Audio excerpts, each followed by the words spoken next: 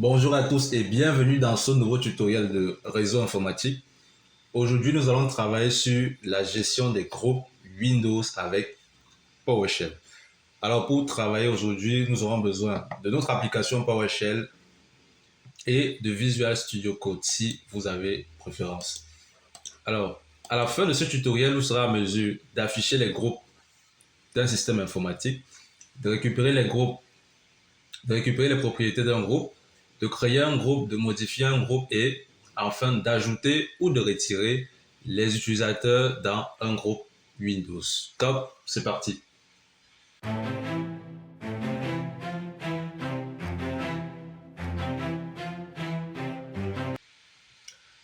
Alors pour faire ce travail, nous allons donc directement ouvrir notre console PowerShell et nous allons ouvrir le gestionnaire des utilisateurs, des comptes et des groupes grâce à cette commande-ci, lus rmgr.msc. Alors lorsqu'on appuie sur Entrée, nous avons la fenêtre qui s'affiche ici en graphique et nous pouvons aller ici dans Groupe pour avoir la liste des groupes par défaut de notre ordinateur Windows. Alors vous avez par exemple ici le groupe administrateur. Si on veut afficher toutes les propriétés du groupe administrateur, avec PowerShell, nous allons utiliser la commande get local group. Nous allons utiliser le paramètre name. Ici, on veut afficher les propriétés de ce groupe-ci. Donc, c'est ça que nous allons mettre ici, name administrateur.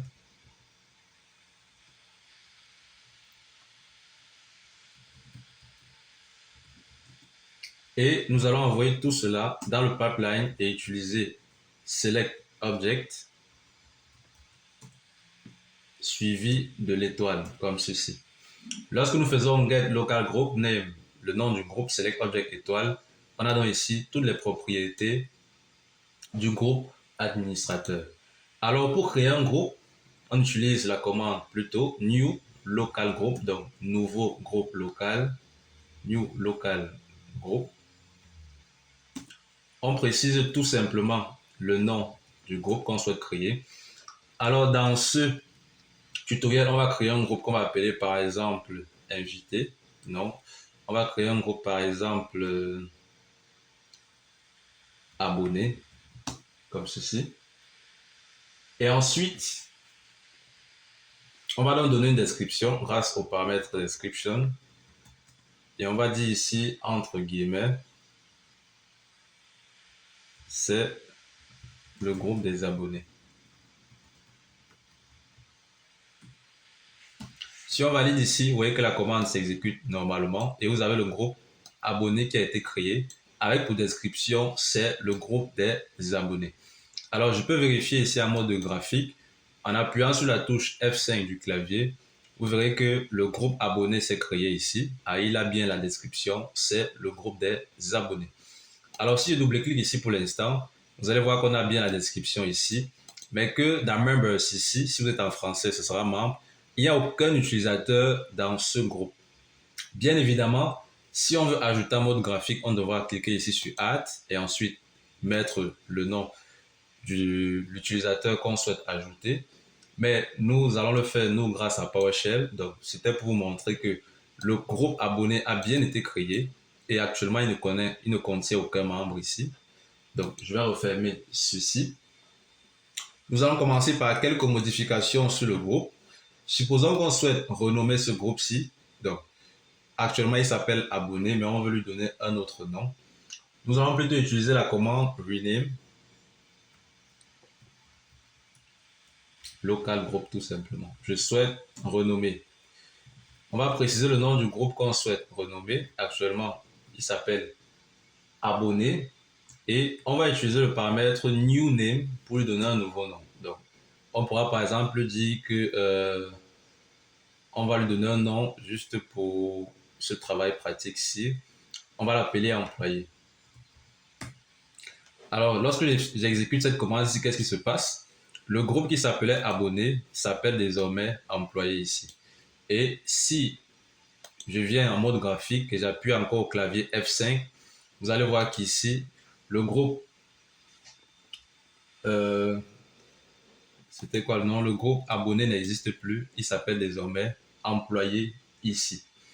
Alors, nous allons terminer par l'ajout d'un membre dans ce groupe. Donc, je reviens dans employé ici. Vous voyez, dans member, il n'y a aucune personne ici. Je vais venir ensuite dans user pour voir les utilisateurs existants. Par exemple, ici, j'ai l'utilisateur que j'ai créé dans la vidéo précédente qui s'appelle abonné.